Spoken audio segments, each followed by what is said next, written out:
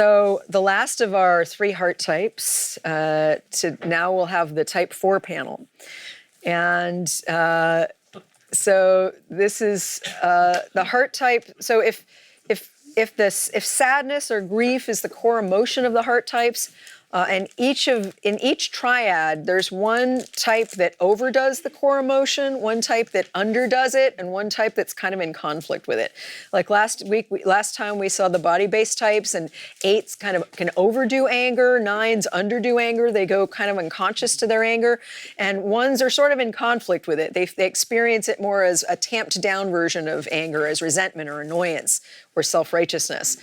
Whereas for the heart triad, 3s underdo sadness. We heard them talking about how they don't really want to be in touch with the sadness. It's kind of an effort to get in touch with grief, although they're very emotional. They work hard, and part of the working hard is to not feel the sadness underneath, but when they really tune into themselves, they do feel that.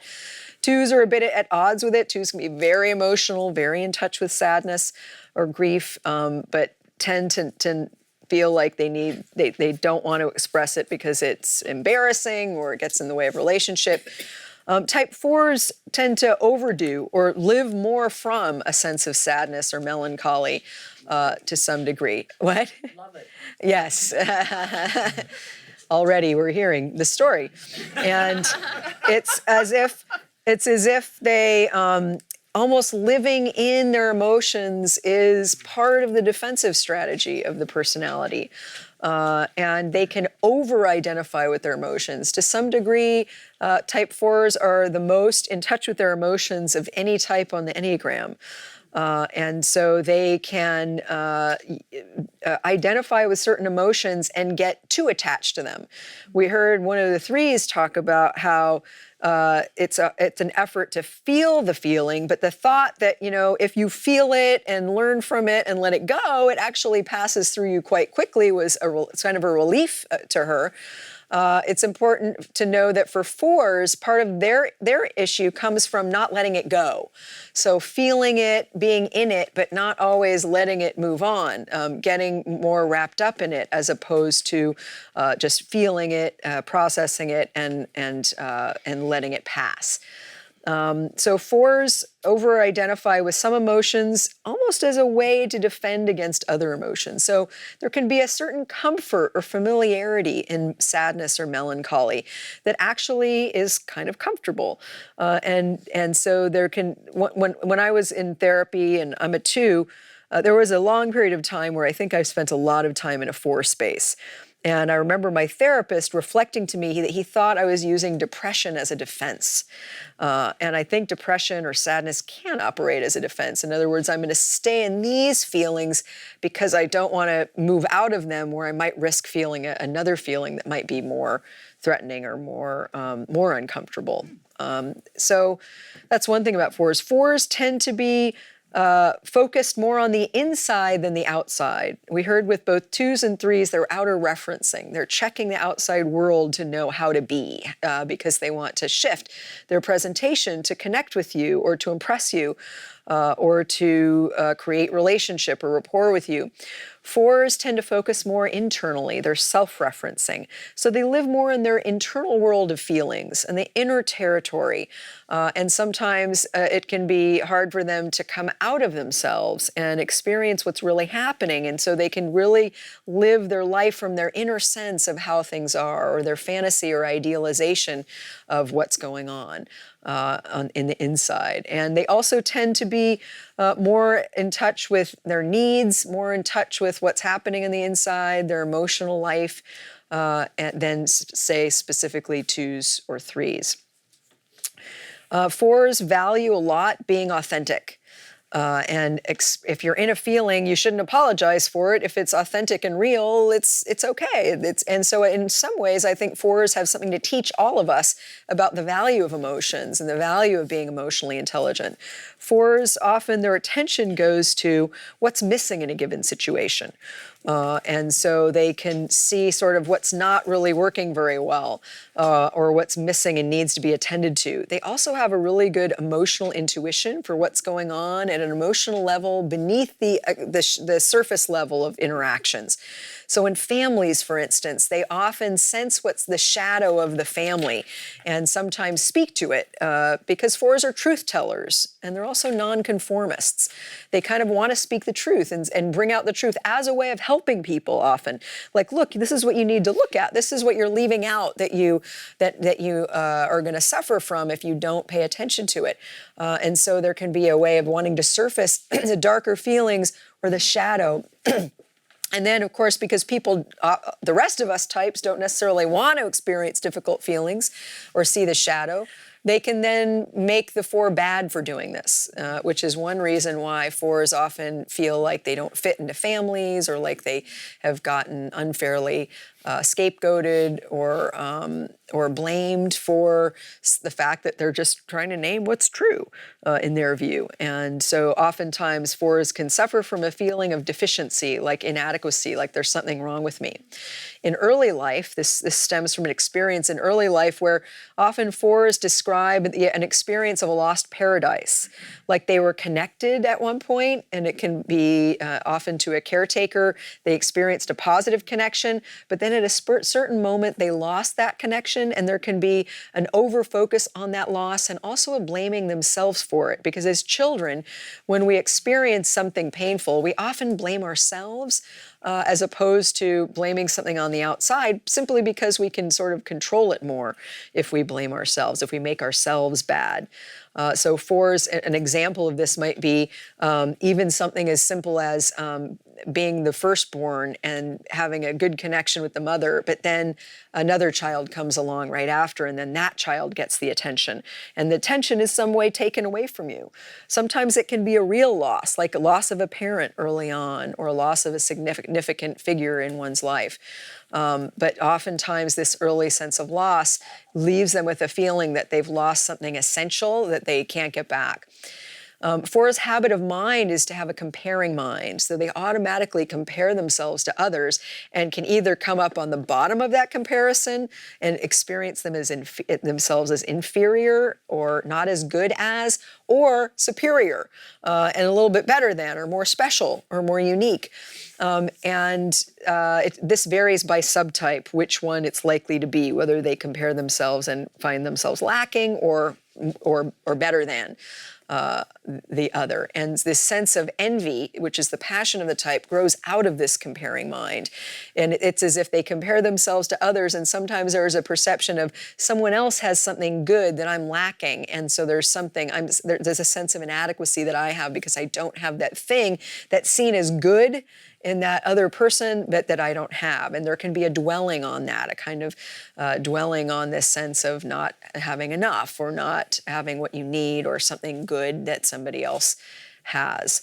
And there's a kind of suffering that can kind of come out of that, and then a focus on the suffering again, or a focus on melancholy or sadness.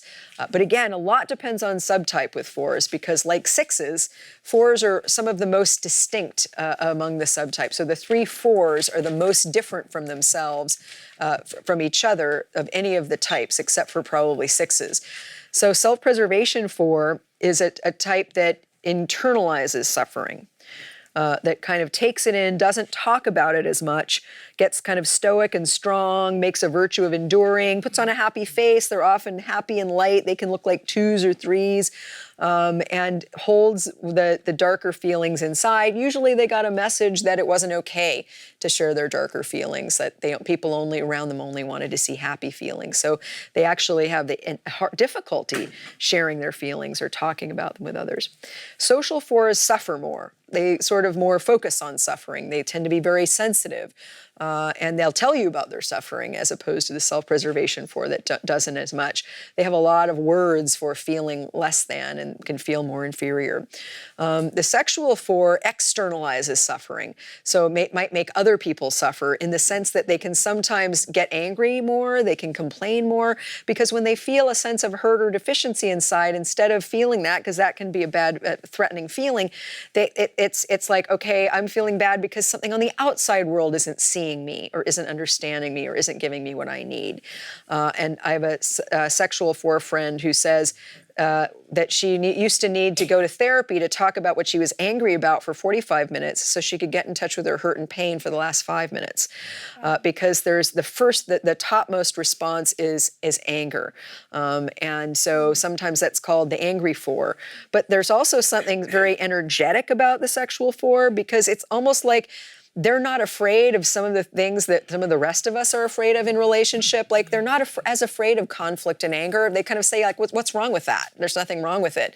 And so they can actually be very present and alive and creative in relationship for that reason exactly, because there's not a holding in, and there's a sense of that, and that's the more competitive 4. It's envy, and its manifestation is competition. Like I'm going to show that I'm as good or better than you. And all 4s have a bit of a sense of wanting to be special or unique, whereas 2s want to be liked and loved and pleasing and approved of, and 3s want to be seen as successful. 4s want to be seen as special or unique, as special in some way for who they uniquely are as just themselves. Okay, I think I'll leave it there and start with asking the experts a little bit more about how they experience type 4. We'll start with Annika. Can you tell us a little bit about how you knew you were a 4 and how you see these 4 patterns showing up for you? Well, the thing I can think of, I was born in Holland before the war, the Second World War. And there was a lot of light in my life because I was very much wanted. I was born kind of a little bit late in the marriage of my parents. And okay, the first 3 years, they were wonderful.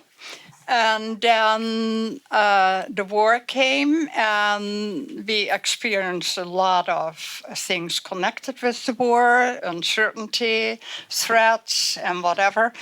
And then my sister was born. I was thrown off the pedestal, and that was hard. On top of that, it was a hunger winter, so we didn't have much to eat. There was no heat, so I wore about 5 itchy stockings of wool, not cashmere, but just very itchy stuff and all that. And that was hard. But then I got the measles, and I was staying in the living room. I remember that distinctly. And then we had the bombardments, and so you had the curtains very heavy, and you couldn't let any light go out. And my father then was a very good pianist, although not of profession. I was staying in the living room, and he said, "Anneke, listen to the music. I'm going to play music. Listen to the music." And that was so beautiful, and that I just loved it. And he said, "Just wrap it as a blanket around you." And I thought, "Oh, that's beautiful." And at this day, I'm a radio disc jockey at KWMR, and I just love my music. On top of that, I like being anonymous in the studio. No one sees me. I can have my own realm of music and sort my music. And no one is going to criticize me because I hear that it's wonderful. But anyhow, I like it, and that is wonderful.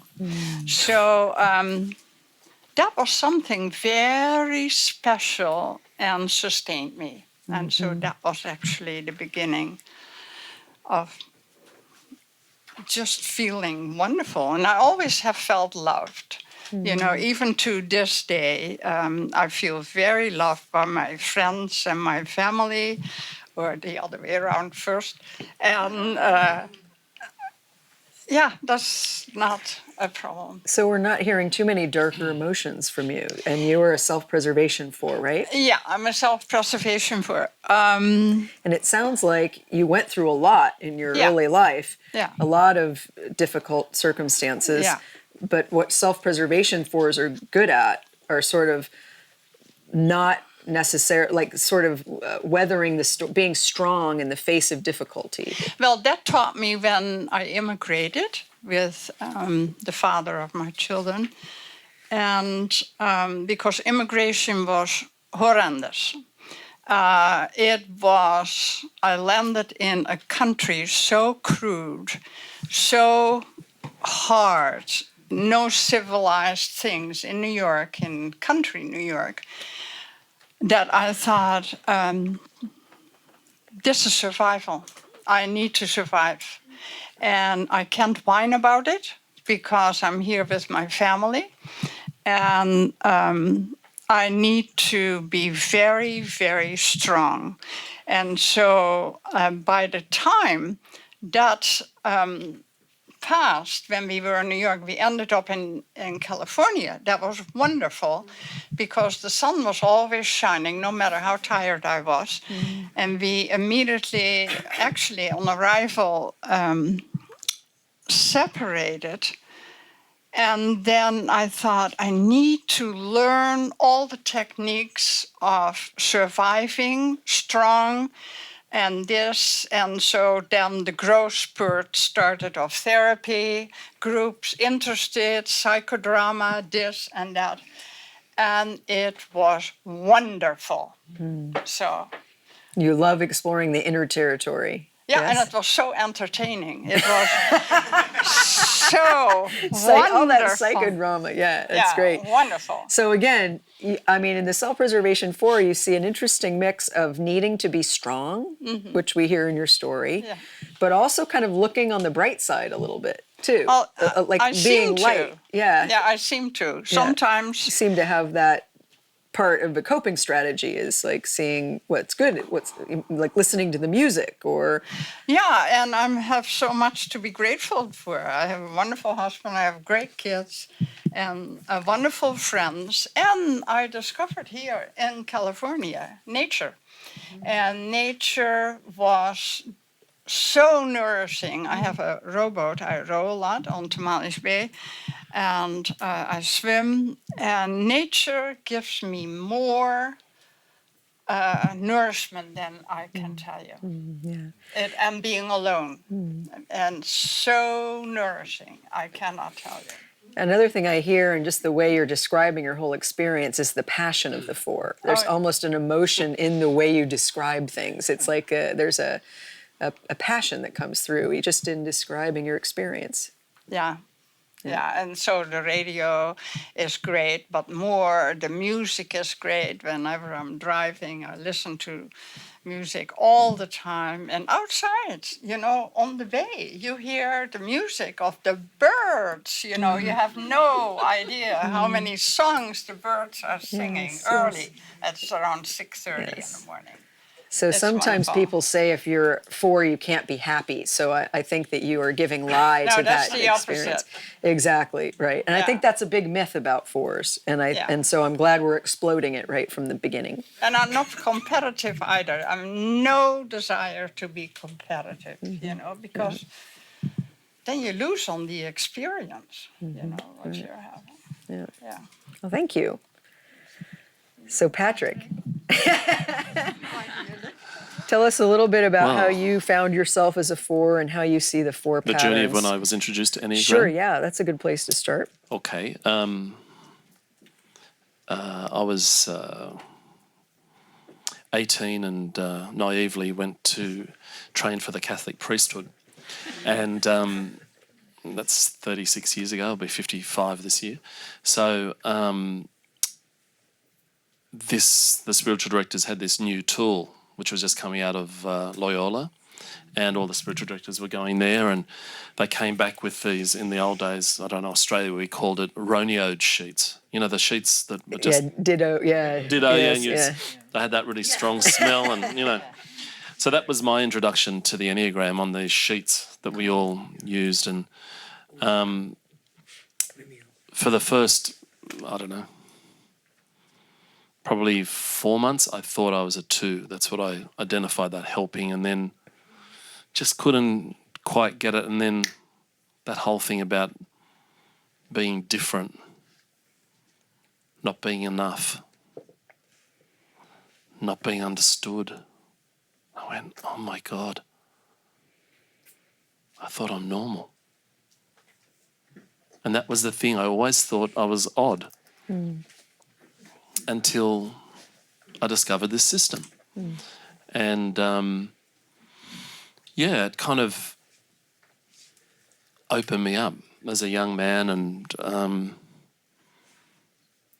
I suppose for me, Enneagram's been a constant companion with me along the journey. And I think I've been very lucky to have that as and I suppose it's been like a long-term lover. When you first meet the lover, you're quite passionate and you're in there and you want more of them, and then you get a bit sick of them and say, give me a bit of space, and then you rekindle the relationship and it hots up again, and so that's been my experience. And I never was ordained, but I finished my degrees and then went into education and took Enneagram with me there, and I found it really worked well with the kids I was teaching, and then with the staffs I was on, and I became an executive in a school, and so I did it with staff, and and I think. What can I tell you about a 4? Not the story, because we tend to get into story. That's the thing. I heard you. It's the story, and I don't know if that's like a 9, but we like the story. I think that's important, and I think as a 4, and this is what I found in more leadership positions in my life now, often, as a self-pres 4 anyhow, we can sometimes come across as pushy, or because it takes so long to get what you want to say out that sometimes people cut you off. Thank you, that's good, right? Hang on, I haven't even got to the the part main yet. point. Yeah. But it takes so much to get it out for a self-pres 4 anyhow. It's hard to get it out. Or that's my experience anyhow. And so, I think I've learnt that it's best sometimes in a group, not to be the first one to have to talk, to actually listen and then just speak. Because often it's hard as I'm saying, to get it out. What do you think's hard about it? What makes it hard? What are people going to think? Is it going to be enough? It's not as bad, the tapes in my head anymore, but I was talking to Lizzie before, and she's saying, "Oh my God, I just came up to him dreading this and everything, and oh God, I don't know." And I used to feel more of that, but I was sitting there today, I thought, they were so eloquent, the 3s and the 2s I thought were amazing. I thought, what am I going to say? And they're going to think I'm a bit of a loser, or I'm not going to say it right, and then there's this expectation, and I don't know, all this stuff goes through my head, and it's that tape that I find I've got to stop and just stay with it. Because for me anyhow, being the heart centre, I tend to hear and then go up here, bound, and you'll see me thinking, and it gets stuck. Instead of stopping and having to breathe into the gut, really ground myself down and say, it's okay, I'm safe here. Whatever I say, no one knows it like I know it. So whether you agree or not, this is my experience, and it's okay. And that's what I've had to come to. Because I think the self-pres 4 has this thing that you're not going to understand how I'm suffering anyhow, so why would I tell you? Yes. And as well, it's probably very boring in the big scheme of life. So why would you actually want to hear it? Yeah. self-pres fours make a lot of reasons for why I shouldn't share my feelings with Yeah. you. So some people would think that, oh, you just disappear. You disappear. You know, I'll say this. I feel very close to Bea. We've known each other but sometimes when things aren't going as well as I think they should be, I won't contact her. Because that way I think, oh, she doesn't want to hear all the stuff that's going on, and then I'll probably break down or get upset or, So if I just say nothing, then she won't think anything. But I don't realise I'm doing myself out of actually continually building our relationship. So, yeah, and it's that envy, which I've heard it said before that with the self-pres for, we create that other people envy us because we appear happy and that. But I've found in the last few years, had some personal stuff going on, that I envy other people now. I've really felt that envy, particularly after my mum died. When I hear people talking about their parents or, my mother, I've got to look after her, she's 94, and she's in the nursing home, I still have to go and visit her. And in me, it takes me everything in me to say, do you know how lucky you are? Mm-hmm. Do you know what I'd give to still have my mum and my dad and my brother and all those people who have died, that I was the centre of their world? As I'm being honest, I wouldn't let this out normally. Yes. We But appreciate it. That's how I feel. And I think, don't you know what you've got? Mm-hmm. But then again, it's not what I've come to realize. It's not my relationship. It's not my experience of how they're experiencing their mother or their father. Mm-hmm. They might think they mightn't have a good relationship. They might think they're an awful person. That's okay. My relationship was mine and I love them. I had wonderful time and I wish I would have had more time. Mm-hmm. So it's always that sense of loss and missing and what could have been and hearing someone else's story and relating it to yours and how it makes you feel. Instead of saying, that's their story, that's okay. It doesn't have to relate to my story. My story is mine. Mm-hmm. I think that's, So I won't go on about growth, but I'll probably we'll said do enough. That second round. But that's okay. I'm talking too much. No, you aren't. Actually, that was a really beautiful description of how envy works, I think. And one more thing about self-preservation fours, sometimes instead of feeling envy, they can go into action to do something. I'm going to get what I want that I'm envying. So that's my life has been about success and go and doing and business. Look a bit three-ish. Yeah, very much. People have thought I'm a 3, and I've achieved a lot. But there's part of me that thinks I haven't achieved enough. Something's missing. Right. Yeah, so. Right. Beautiful. Thank you. So, Lizzie. Tell us about how you see the 4 showing up in your life. Okay. First, I have to get over my envy of not being self-pres because yeah, because I'm social and they're so functional. You're talking about not being able to let it out. It's like I can't keep it in. Yeah. So when I'm like agitated, this is what he was talking about, because just out there in the hall and a little bit earlier, it's like, wow, I can really experience all these bodily felt anxieties. So what's going on? And it's like, I just have to get up there and I'll just have to be confessional and tell everybody what's going on, because that's like, then I'll be able to like be present. And it's like that all the time. I mean, it's just very difficult. I'm a psychotherapist, and sometimes I'll be starting my session with some agitation that's going on. And on the way, I'm walking to work thinking, is it okay if I talk about this? And it's like, no, it's not okay if I talk about that.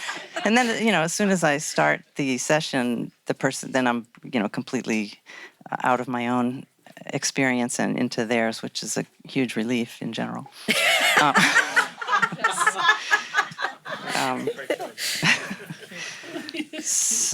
But how did I know that I was a 4?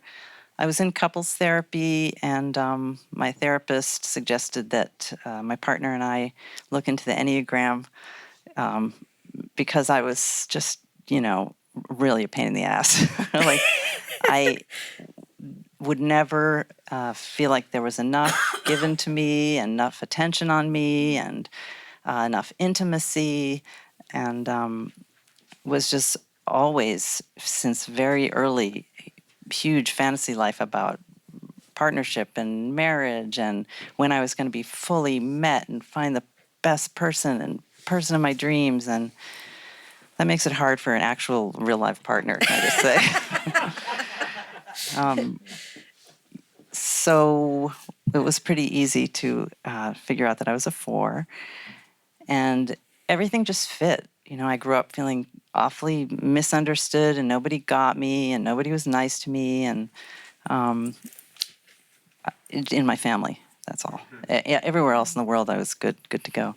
And one of the ways that I would cope with my experience, trying to communicate it with my family, which was never a good idea, and then became very internal and would spend a lot of time in my room, and then found creative expression as a way that I could kind of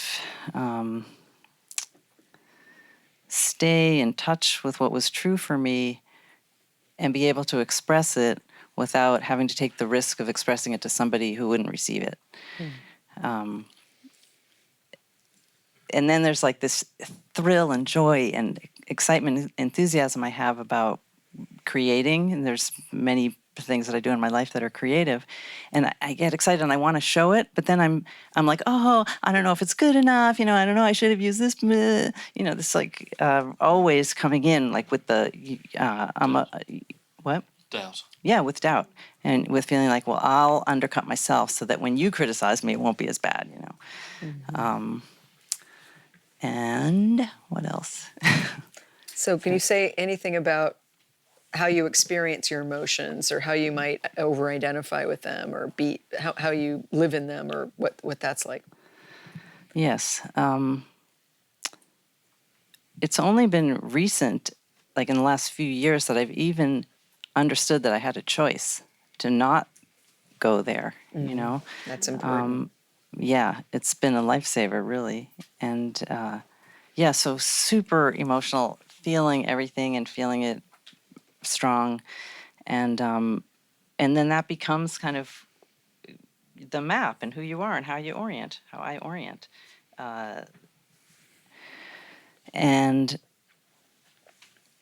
yeah, if I'm having an experience, I'm just much more likely to be caught in the feeling of it.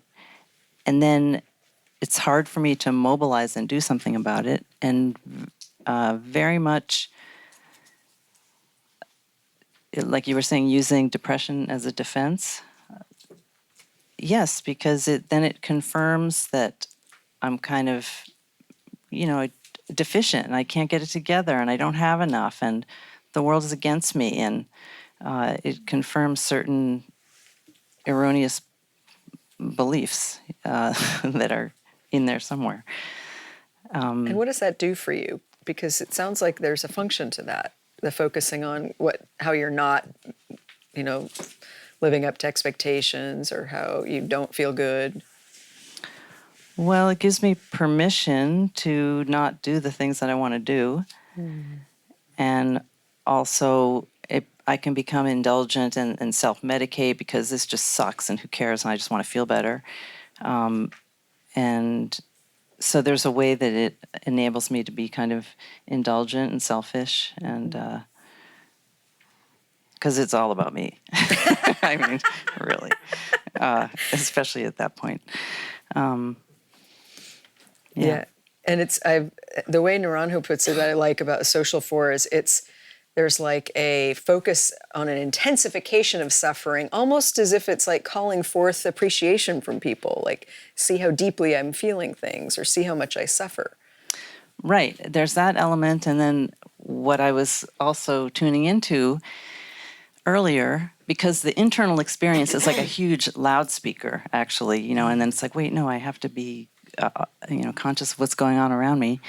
I was feeling like, wow, if I get up there and I'm confessional, what's that about? And there's a way that it's also it serves the purpose of evoking sympathy, and so that you'll see me as fragile, and so you won't hurt me. Yeah, so there's that part as well, I think. Okay. Okay, yes, thank you. Very clear. Thanks. Irina. Okay, so I'm your one-on-one sexual 4. I think could be the angriest on the whole deal. Right. I And does that fit for you? Is that pardon? does that fit for you? That Oh yeah. yeah. I mean, not so much now, Right. but certainly in my evolution. I came to the Enneagram right when Helen Palmer started. And what I knew right away I was a 4, and mostly because of the melancholic. Very sadness, love it. Melancholic, fabulous. And then what started to happen is I noticed all these people that were attracted to me and that I was attracted to were 4s, and I couldn't stand them. They were overbearing. It was always about them. They were very angry. They sucked the air out of the room. It was like, oh my God, I am that. And I think that was the beginning of my opening to shifting. But I had a mom who was, she was a very big personality, and she was very invasive and then very rejecting.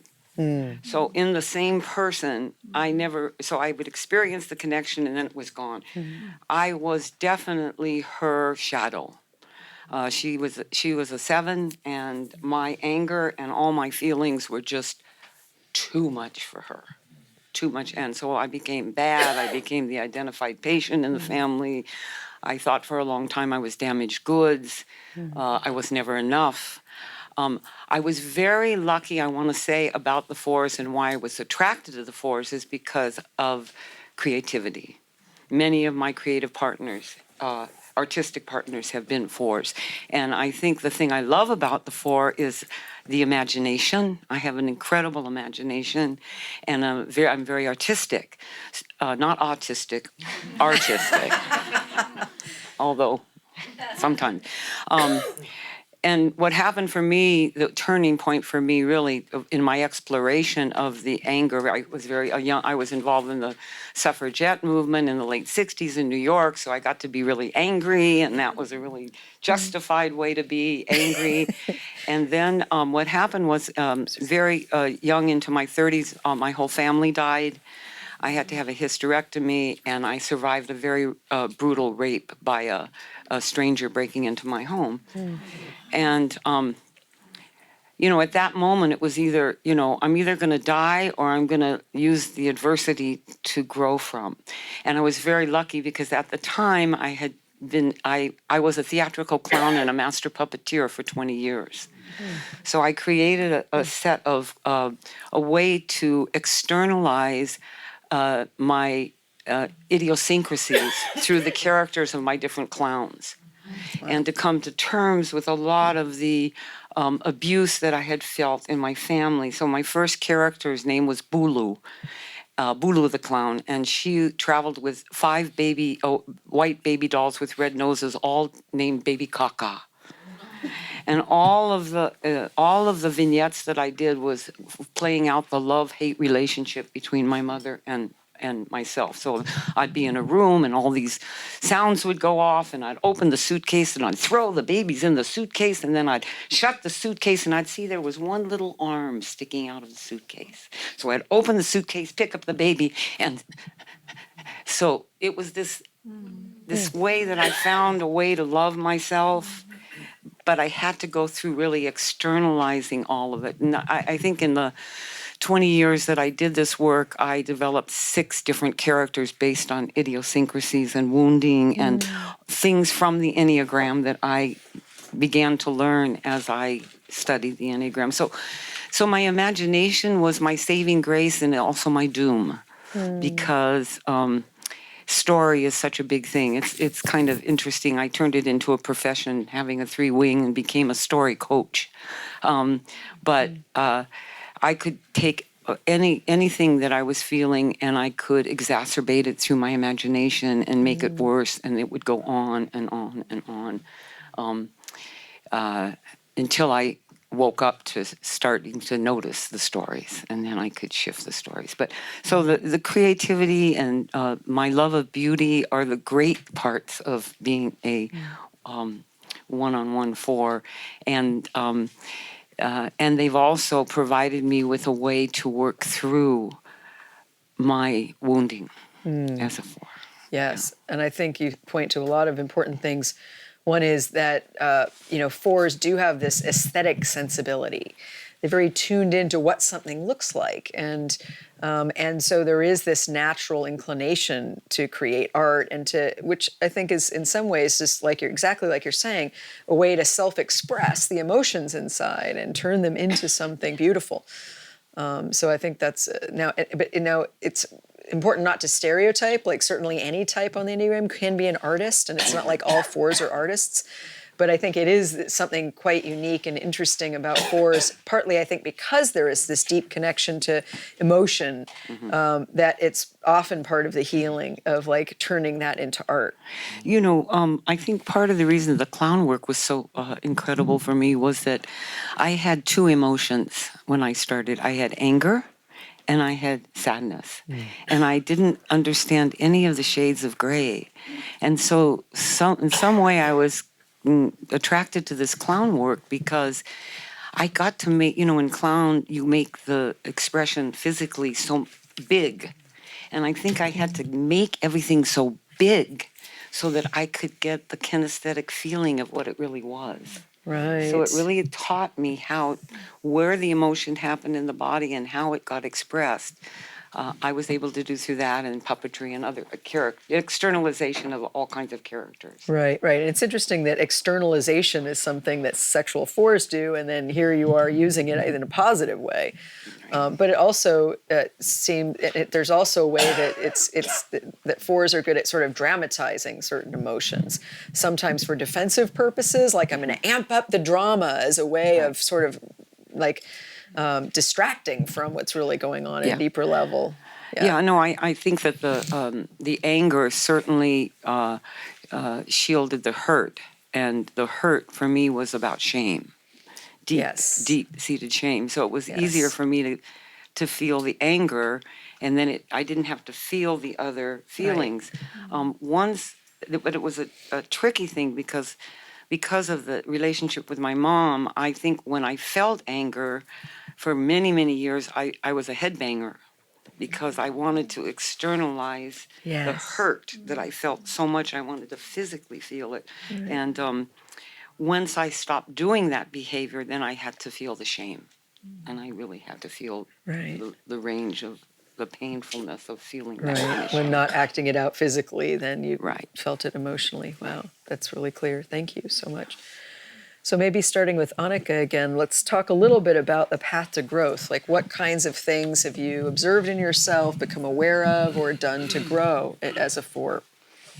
You've said a little bit about that so far, especially with the music and the nature. The music.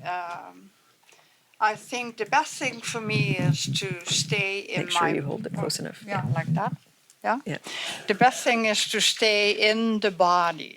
And when I trip out in my head, I have a tremendous sadness of having left my country. And that is still a problem because I like it better. But how I deal with that is stay in the body. And I remember way back 30 years ago, I don't know what happened then, maybe my father died at that time in Holland. Then a friend of mine said, just work in the garden. Work in the garden. Go into the garden. Your tears will take the sadness. And I work a lot in the garden. And it does. I don't need to think. I don't trip out. I have a lot of sadness of that, of all the things which went wrong in the family and all that.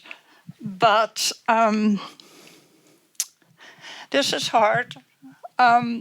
I go into the garden. I go into nature. I don't think that way because it gives me peace and quiet, and that's very much needed. I love nature here. This is the most paradisical state I can imagine, and we live in a place where, being on the bay, I cannot describe how beautiful that is. It takes the sadness, and so that in spite of being light, I definitely have a very, I don't call it dark, it's natural. All the stuff percolates up, and then I go out. It's very important. I go on walks, and I go in the boat or I swim. Swim is the most fantastic thing because it brings out the child in you, and you can play in the water, and you see all these people. I swim at the JCC, and they swim, and they come with all their terrible bodies at times, and they go in the water and they have the most beatific smiles. And then I thought, what happened to them? There's not one time, and I've gone there for hundreds of times, it always inspires me. It is unbelievable how people inspire me, how they deal with devastation of their body.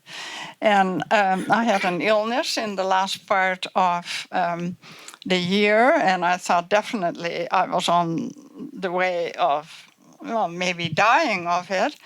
And I thought, just go in the water and just feel, and it was wonderful. So that's how I deal with. And that's my growth. So, and especially Thich Nhat Hanh helps me a lot. And being in the now, Nishikadatta is very important to me. Just be here now and don't go anywhere, but be here now.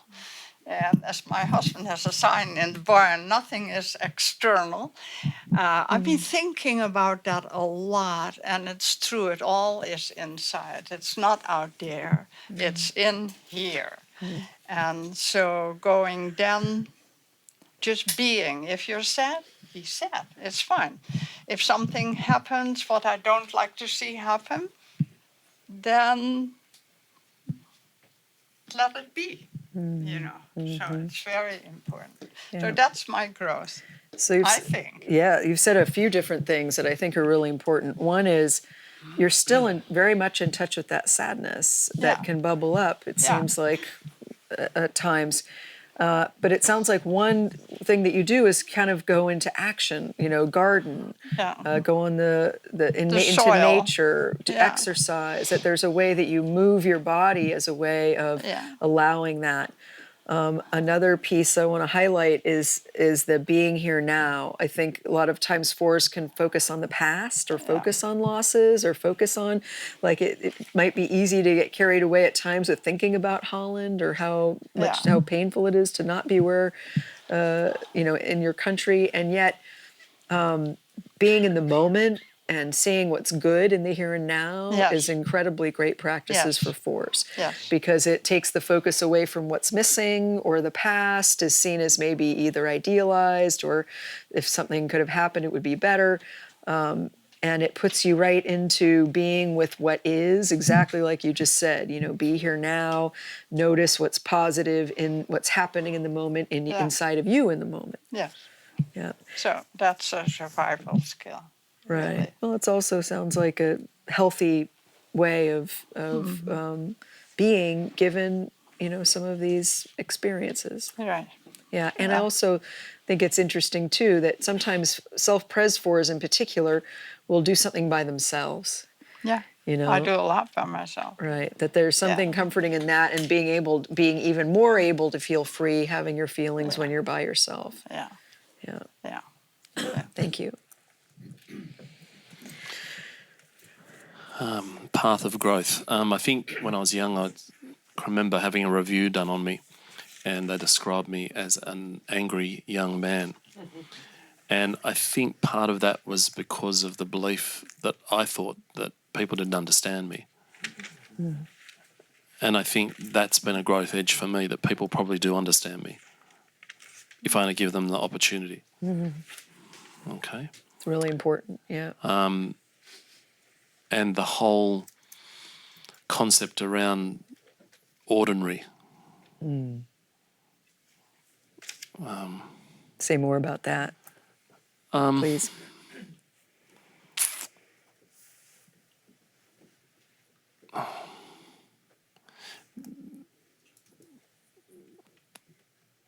There's a beauty in the ordinary. I think that's what I've come to realise. And I can remember I wrote a book, and there was a path of growth, and I'd written this whole thing about the four, and I showed Ginger actually, and she looked at it and she put a line right through it. And two of my major teachers, okay, Jerry Wagner and Ginger Lapper-Bogda, and I'd put, about being special and all this stuff, and it's about embracing the ordinary and being special in the ordinary, and recognising that the ordinary is my friend. That's what can release me. And in the past, has it felt bad to be ordinary? Yeah, you always tried to be something different, or you had to be more special, or do it differently, or make something. If I do something, change something, or do something in my way, it's because I think that is for the betterment of the group or myself, or not for doing it differently just for doing it differently. I think I used to get in this hang-up of, getting too caught up in how I dressed or different. And I think when we can come to embracing the ordinary, that's our friend, or my friend, I can drop into myself much more. Takes the pressure off needing to be special or needing to prove yourself. I think the other big edge growth for me has been getting in touch with the body. So for me, for 8 years, I did 1-to-1 Pilates.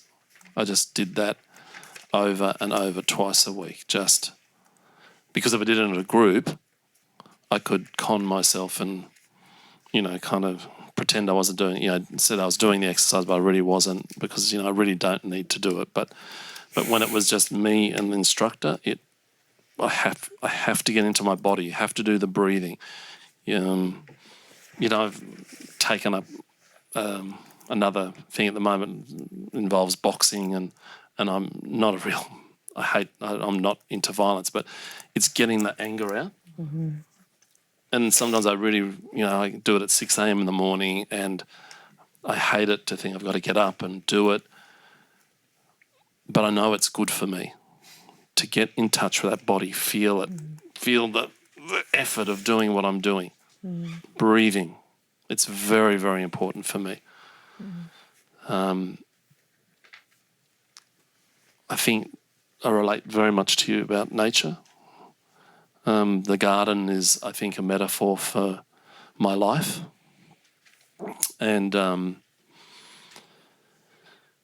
my garden, I've just sold my home and bought another one, which has this tiny little garden. I had a huge garden in the other place, and, one garden of the year, and that was my focus. I worked that garden, and I think it's really important to get your hands dirty. One of my spiritual directors when I was young said, when you're in the shit, stay in the shit. He said, because if we clear all the shit away, the shit, I'm sorry to use that word in front of it, but the shit is the fertilizer of life. And so often for me, we want to be clean. We want to take all the shit away. We want to make it all clean. And what I've come to learn is that at times things are messy. Sometimes it stinks. But if we sit with it long enough, the smell dissipates and we get the nutrient from that shit. So it's very important. That has been for me. So, you know, I'm lucky that I live right on the water, and so, and it is for me, I don't know about you, but it's an effort to get up and do it. When I'm there, it's good. And I get overwhelmed with the beauty of the water and the bay and but I know that is what I have to do for me. To get moving, get the exercise, just get the wind in my face to feel it, because otherwise it's too much, you know, it's a head job, the whole thing. I'm conning myself because I get stuck. And I can't get out of myself, so I've got to get into my body. Yeah. And that's the only way I can calm down. What about, I know that for self-preservation fours, they can hold feelings in. What about talking about your feelings with others? Is that, how are you doing that as a, or is that hard? Yeah, it's difficult for me.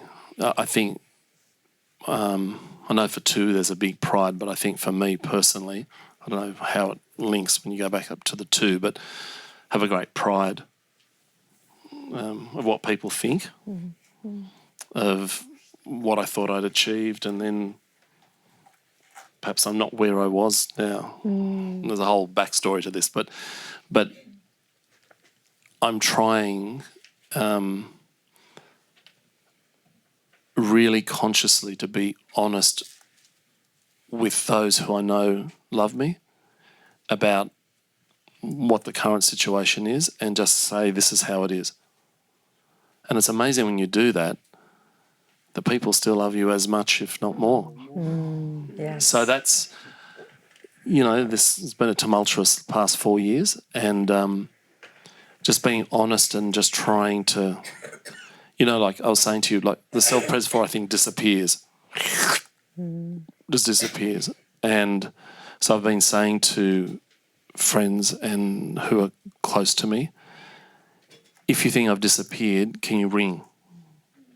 Can you keep hammering me? I'm asking you, would you do that for me?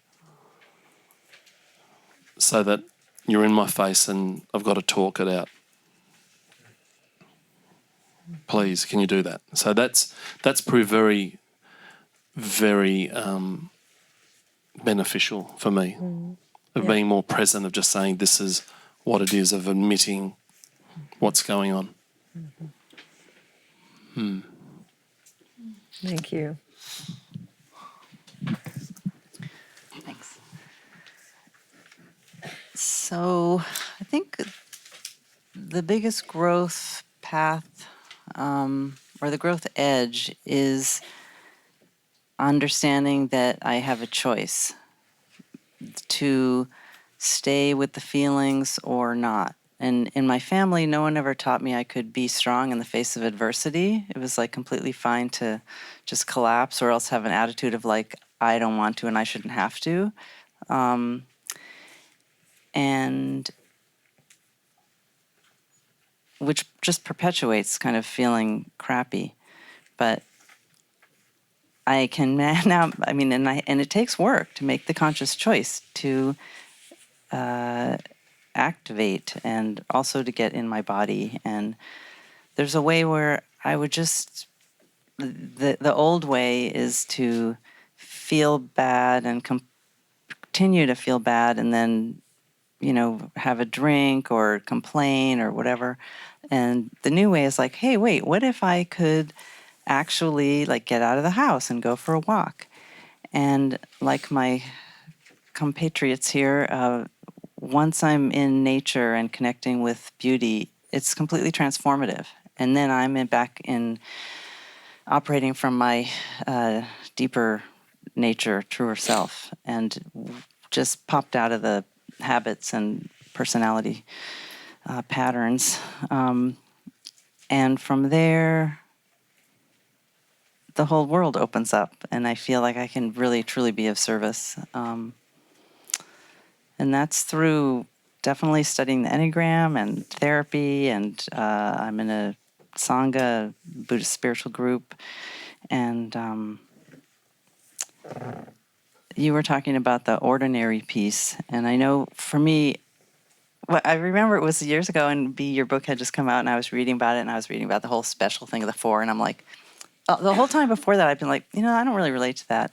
And then I was like, when it finally hit, I was like, oh my God, like my need to be special has been like a fucking neon sign to every other person in my life, Wow. I saw it. And then I started playing with, okay, so what if it's like, what's it like if I don't do that? Like, what's it like if I don't sit in the front row, or if I don't, wear this amazing thing or whatever. And then to just feel into the anxiety of, oh, if I'm not special, then I'm garbage, is kind of what I recognized. And so then, okay, well, so then what's it like to just sit with that and be with that and recognize that now, years later, to recognize, like you were saying, there's just beauty in the ordinary. And also, like, stripped of anything that I may try to do to get attention or be special, I'm not a wallflower. I mean, it's like I don't have to try so hard because it's going to happen anyway. And then it's just sort of a byproduct of just being and being myself. And so that feels like it just comes from a better place. And I've been able to not drive myself as hard to do certain things that I thought I needed to do in order to stand out and be appreciated. So I think that's what I can think of now. That's great. One thing I want to highlight in what all three of you have said is it can be really good for fours because they're so internal to come outside themselves with their awareness. And I hear you saying that, especially when you talk about being in nature. Like all of a sudden my focus shifts from inside myself in my internal world where a lot of the feelings are, and like you're saying, I can go around in my head with these tapes out into, wow, like how beautiful everything is out here, And I think that helps fours often to come outside themselves and check out that actually reality is pretty good. Like you're saying. Right. Well, and also with that piece, nature is so, just the beauty is so compelling that it's so fulfilling to the four that needs to have that deep, deep connection and deep openness of heart. Right. And so nature can do that where otherwise, if I'm not aware of that, I'm just trying to get it from another person. Like, oh, can we have more intimacy? Can we have more attention? Can we? But then it's like go out in nature, and it's like, wow, there it is. And I'm and I'm at home with myself, so there's somebody there too. So to appreciate it, and you're appreciating nature. So, what about relationships? What's been your growth in relationship? Realizing that there's another person there besides me.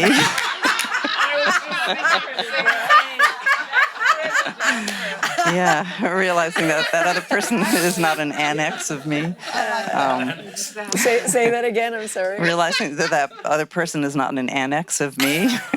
They're solely to meet my needs. And yeah. Okay. Tolerating someone else's need for space. And then recognizing, of course, I have my own need for space, but so being in relationship, and particularly my current relationship, my marriage, is maybe the place where I have been given the opportunity to grow the most, and I'm so grateful for that. And yeah, and I'm a relationship. I mean, I love all kinds of relationship. I had a million different I had a whole imaginary community when I was growing up, and I'm a couples therapist, my favorite thing to do, and I just I love love and love relationships. So thank you.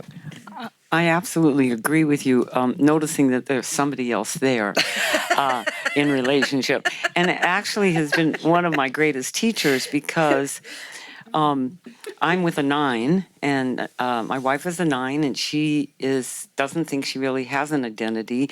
So what I really got or she doesn't exist. So I really got, after a while, I would just overwhelm her, completely overwhelm her.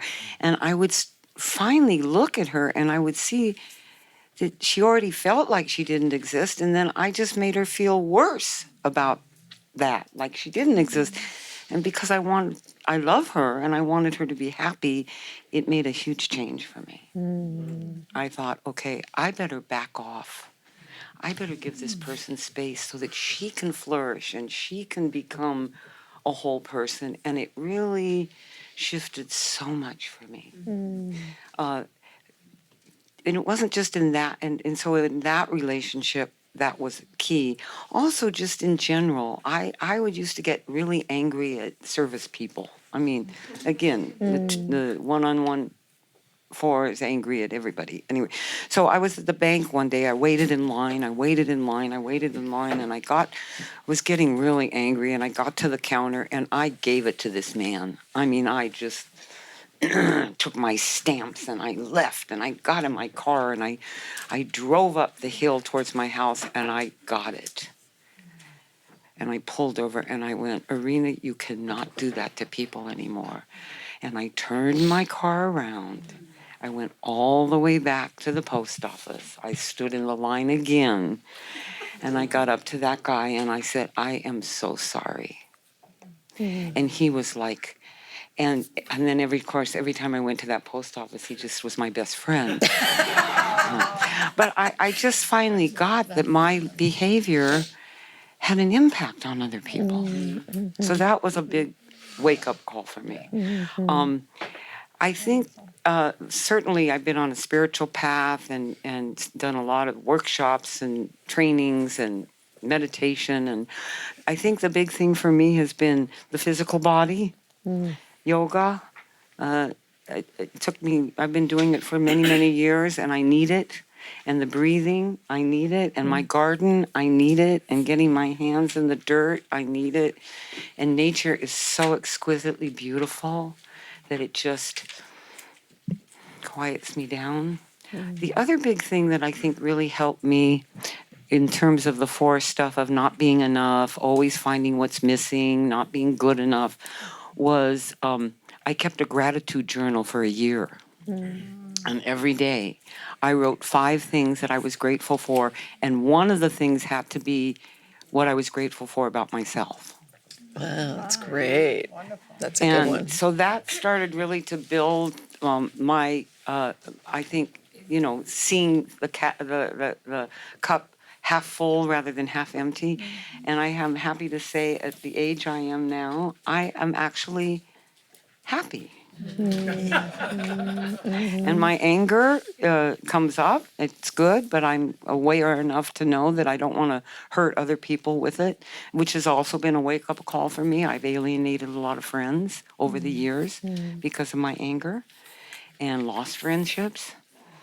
And when I woke up to that, I thought, and now I deal with it all inside. I still have all the stories and but I don't lay it out on people. I get, oh, there it is again. I'm doing the same story again. How interesting. So it just, that self-awareness and getting my hands dirty and giving gratitude and breathing and seeing the ordinary as extraordinary. Just let it be ordinary. That's a lot of really clear examples. And I think what you're saying about self-awareness there is so clear, that when you're self-aware enough to stop the reaction from happening, which can happen so quickly for all of us, that's a big key. And I hear you all saying that in really great ways. A lot of different things. Beautiful. I want to say quickly about the arrow movements for 4. So 4 going against the arrow goes to 1. And here, exactly like we've been hearing you say, 4 is get in the body and get more grounded. And there's a more of a physical foundation to hold the fluctuation of the feelings and to have more of a sense of ground and containment. Also getting in touch with bringing creative visions into practical reality. Gardening, I think, might be a good example of 4 going to 1 and sort of doing things that are both creative, but also require certain processes and are sort of getting in touch with the ground, literally getting more grounded. in nature, I think, is a great example of going to one. Ones will often say that nature, ones try to be perfect, but people aren't perfect, but nature is perfect, and so there's something relaxing about that. I think then when fours integrate one and then go to two, two can be more of a difficult place. Sometimes fours can go there in an unconscious way and get a little more worried about what people think, or sort of compulsively give to people to be approved of, things like that. But I think going to four going to two in a conscious way, more intentionally, is about balancing the internal with the external. So, like you said, noticing that somebody else is there, which I love the way you both said that. Noticing that there's another person there and really tuning into that person and having it be a back and forth and a balancing of inside myself and understanding what I feel and need and understanding what they feel and need. And I also think that there's a way that giving and receiving get balanced in that way. And so learning to be of service, learning to be selfless, but also connected to oneself, and have that be a two-way street.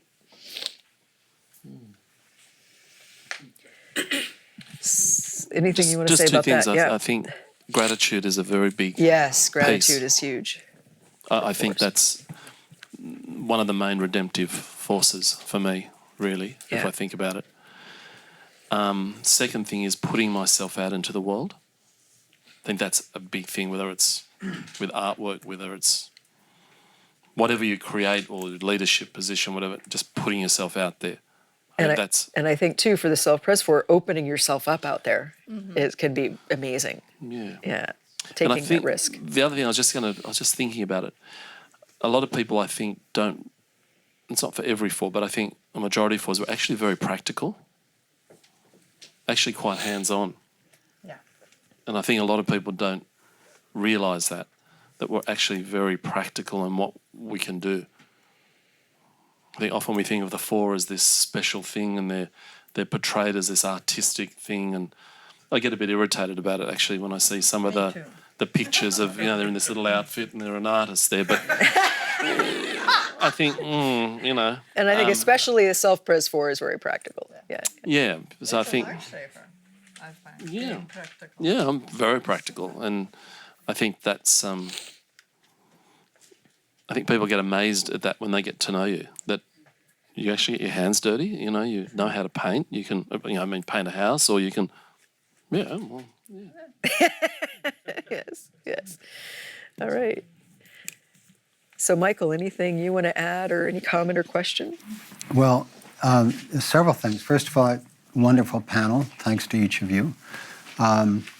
Secondly, I want to prepare Jennifer Stoll for the fact that I'm going to ask her to say a few words as director of the Retreat Center and senior staff on the Cancer Help Program. And I will not call on the other fours on the Commonweal staff because they don't want me to. But I'd love to ask Jennifer to say a few words, and then I will follow up on that. Jennifer, any reflections?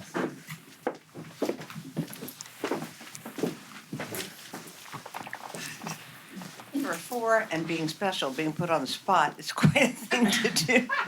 Great, Michael. To speak about being a four. It's been so instructive to hear all of your comments about being four. I've learned a whole lot. Thank you. I love the cross section of differences you all expressed, because I agree with you, Patrick. We're not just the airy visionary out there,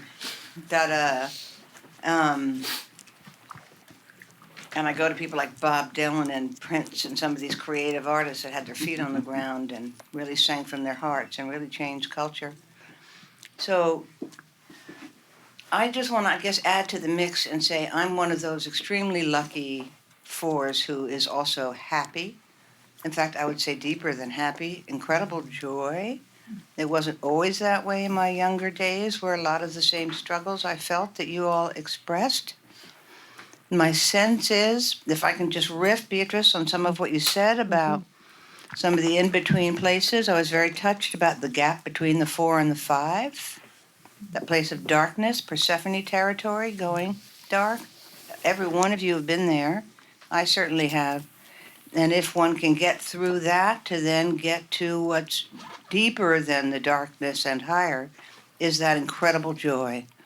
And the specialness I like to refer to, with all my own stuff, I like to see as something that happens along the way. Getting older helps.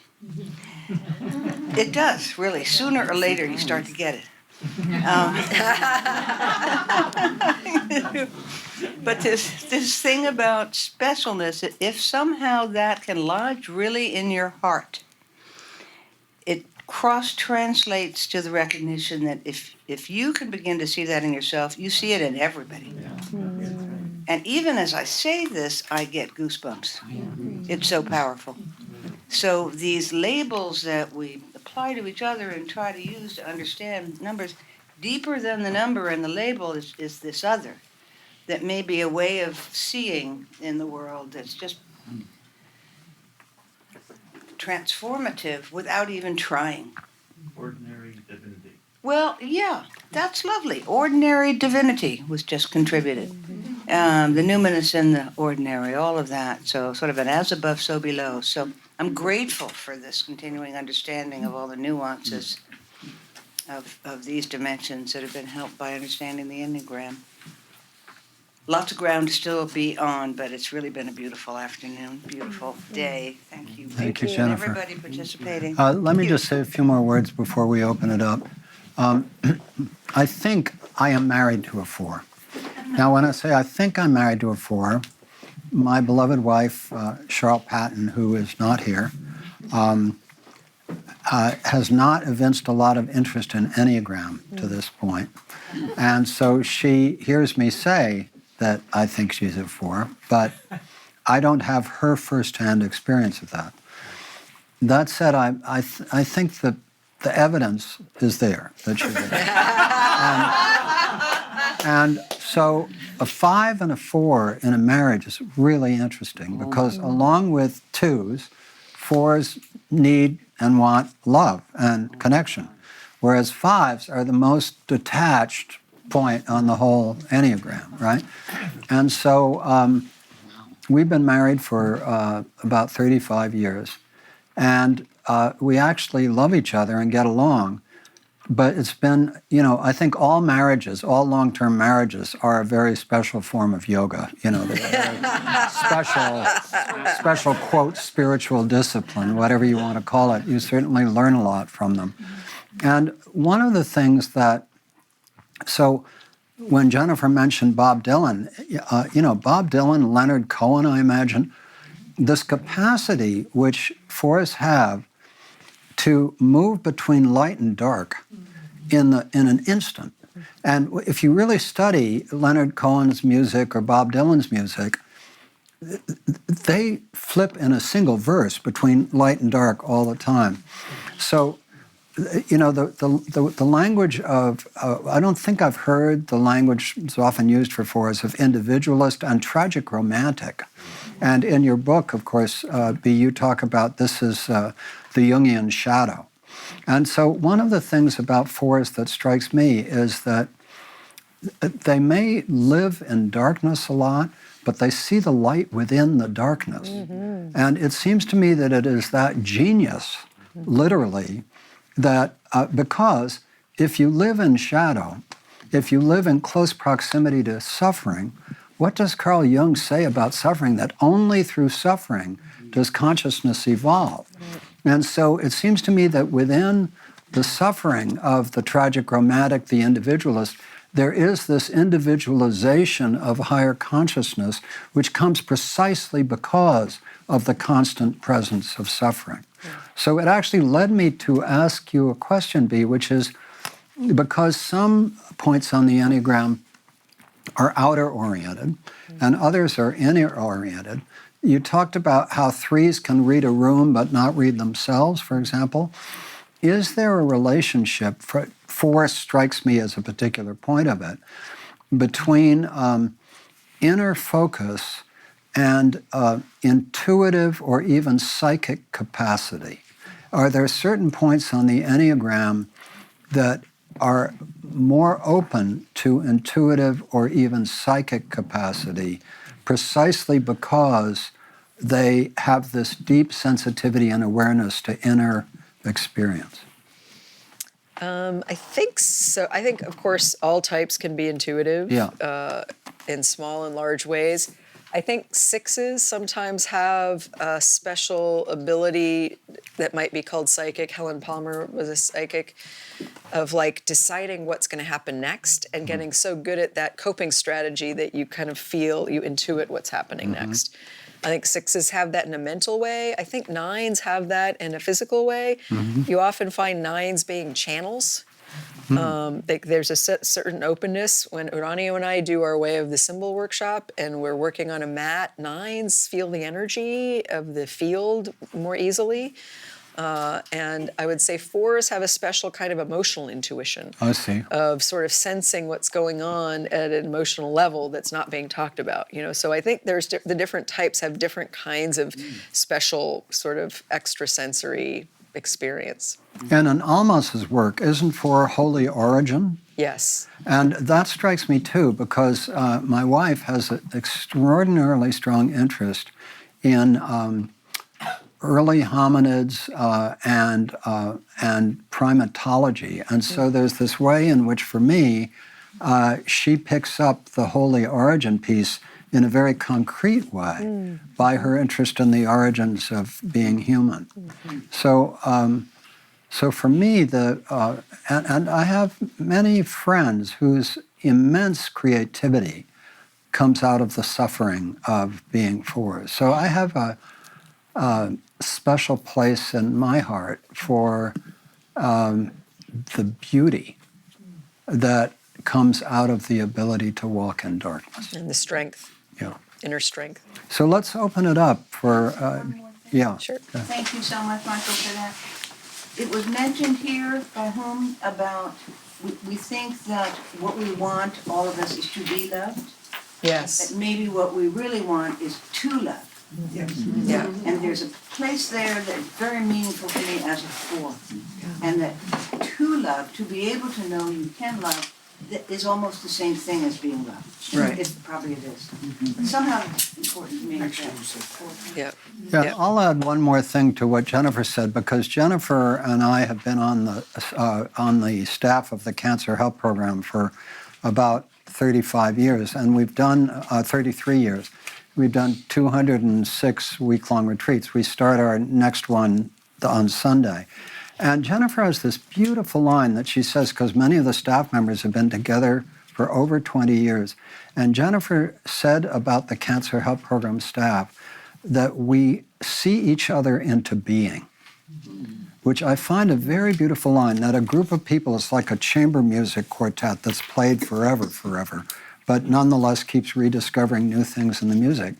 In the Cancer Help Program, we have over decades seen each other into being. And there's something about Jennifer's sensitivity on the staff of the Cancer Help Program, and she does the evening on sacred space. On this, so she not only has created the beauty of the retreat center, which is extraordinary, and created the chapel at Commonweal, which is extraordinary, but her sensitivity as a four to sacred space.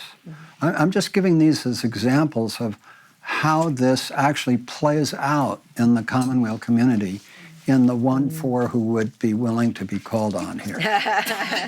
So I'll stop there. Tolerated being called on. Yeah. So let's open it up for comments. Michael? I'm just curious to hear if you guys each know the stack of your instincts. I'm just curious where you guys see yourself. Sequence of your instincts. Instincts, like So what's first, what's second, what's third? Yeah, for me it's self-pres, sexual, social. So that's For me, it's social, self-pres, sexual. For me, it is self-pres, sexual, and social. I think I'm sexual. I don't know if it's self-pres or social. I tend to think it's probably social.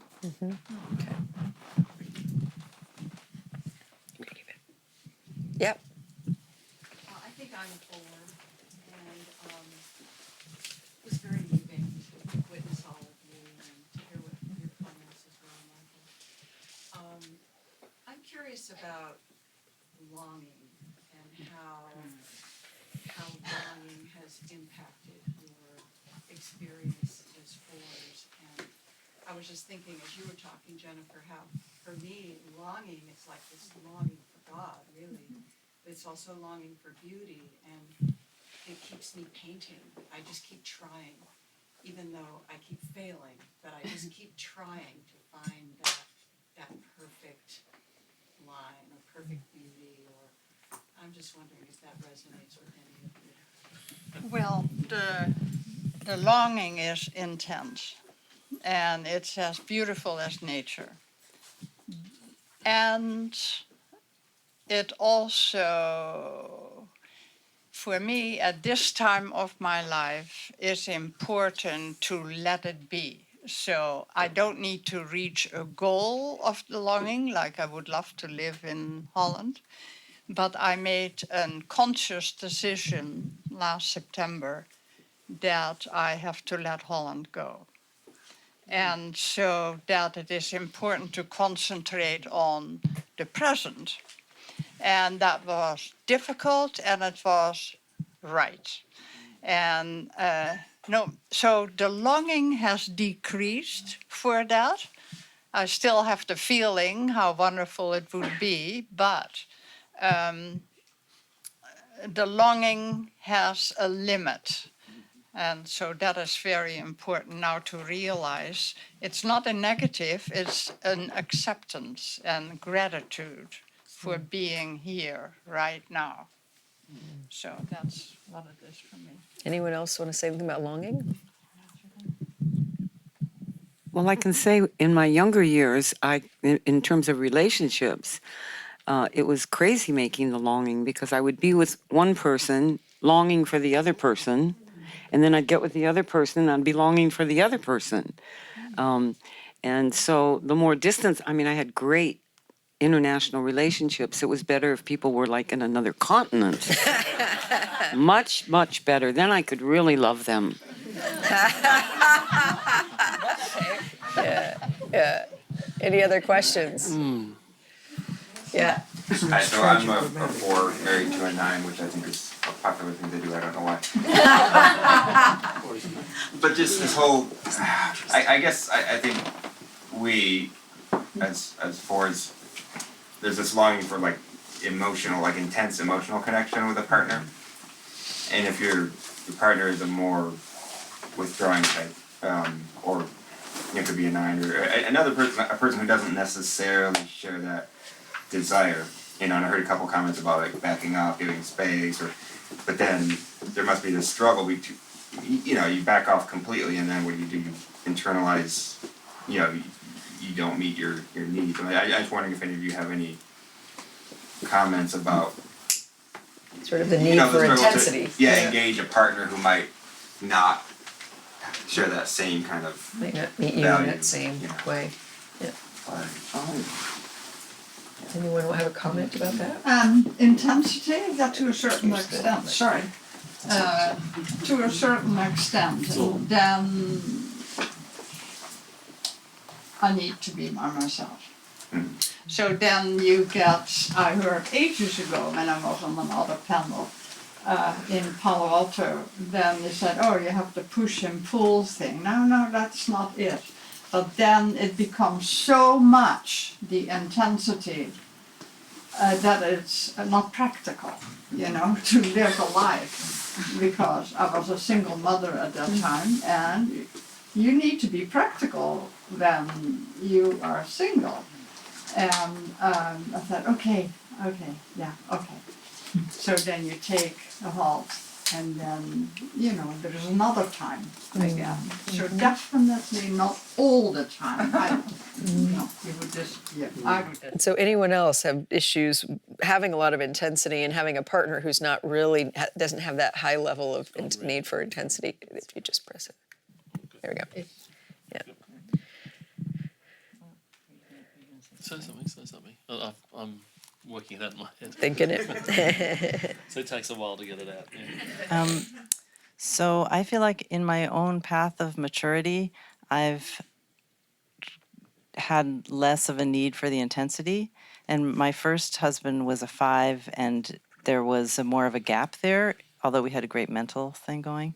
And my current husband is a 2, and it's much more fulfilling for me because there's desire for relating and connecting. Of course, I want to get way more into the feelings and the muck and the mire and the vulnerability and stuff, the intensity. But I feel like it's just kind of me learning how to be patient and generous and inviting, but not, clawing. And so I think if it's coming out like I want it from other, and it's getting intense because I want intensity, I think now I know how to work with that internally, and then that can be its own experience. And It then can I'm kind of way change more the dynamic. change the dynamic, yeah. And then I'm much more connected to myself, and then I'm much more loving, and then I approach my partner in a different way, which then garners more a connection, not necessarily intensity, but at that point I don't need intensity, I just want connection. Yeah, yeah, thank you. I guess it was more connection might be a better word, actually. And 9s like to be invited and asked questions and drawn out too. I think that could be another, yeah. Other questions? All right. Thank you so much.